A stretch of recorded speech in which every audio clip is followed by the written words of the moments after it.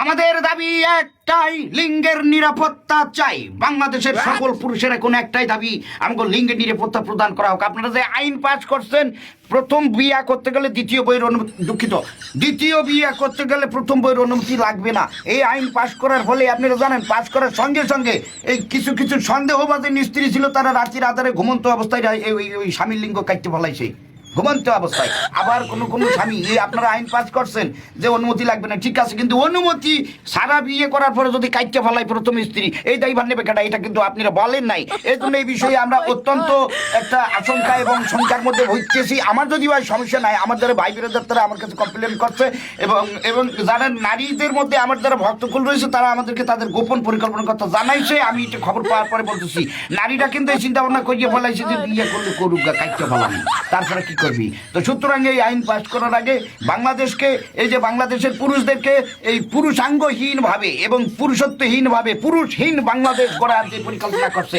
এটা তীব্র নিন্দা এবং প্রতিবাদ জানাইতেছি।